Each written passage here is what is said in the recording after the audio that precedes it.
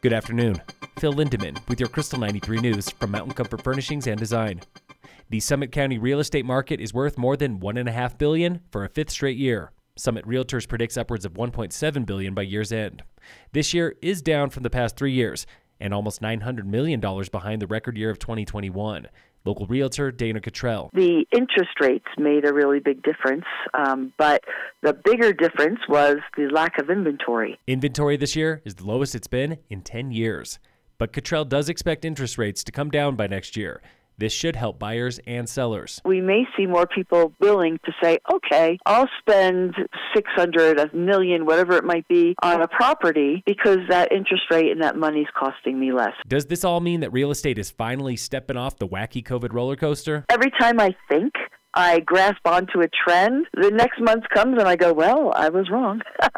So it's been an interesting time trying to predict what's going on in the market. In other real estate highlights, the two most expensive sales this year, a $12 million mansion on Snowy Ridge Road in Breckenridge with 7 bedrooms and 9 bathrooms, and $40.3 million for the Residence Inn by Marriott. That's on Ridge Street in Breck. It is still a Marriott, but it's now owned by a different investment group with offices in Denver and Delaware. According to Summit Assessor, the Residence Inn sold for $9.7 million more than it's worth, but nearly $5 million less than when it sold back in 2021. Wolves are back in Colorado, officially, for the first time in decades.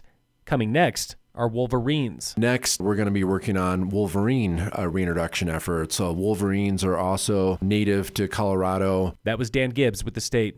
Wolves and wolverines were both eradicated by people. They are the latest animals being brought back from the brink, but not the only ones. Nearly 50 years ago, it was moose. You know, in Summit Eagle, it's easy to find moose, but that was through reintroduction efforts. More recently was the black-footed ferret. We actually thought that the black-footed ferret was extinct at one point, and Colorado Parks and Wildlife, we've had some great populations of the eastern plains. Gibbs believes that wolves made headlines in part because voters brought them back. That's not happened before. We are the first agency in the United States to actually introduce wolves as an endangered species. Every other state, when you look at Yellowstone area, Montana, Idaho, it was the Fish and Wildlife Service that conducted all that. The hope for Gibbs and his teams is that wolves will bring better balance to Colorado ecosystems. Biodiversity of all kinds is a top priority for the state next year. Water, open space, wildlife, and new, thoughtful development policies.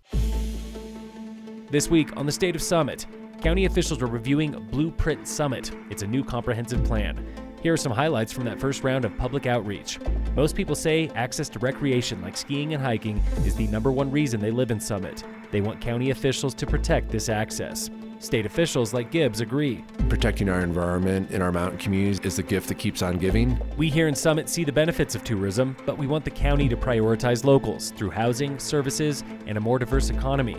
Childcare and housing for all ages at all stages of life are top of mind. Road maintenance, we say, is important, but just as important is sustainable infrastructure. On-demand shuttles and e-bikes, more rec paths and trails, and better transit options for the Front Range. But most telling of all is who responded to this survey. Barely 2% of the county. The average respondent was white, living in Breck or Silverthorne, and 30 to 50 years old. But you've still got chances to give back. Outreach continues into the new year. Get involved and learn more at blueprintsummitcounty.com. Tune in again next week for the State of Summit on Krystal 93. In sports, the Nuggets play the Raptors today at 5:30. And in local sports, Summit High girls basketball is hunting for their first win of the season. They play Middle Fork at home today. Phil Lindemann, Krystal 93 News.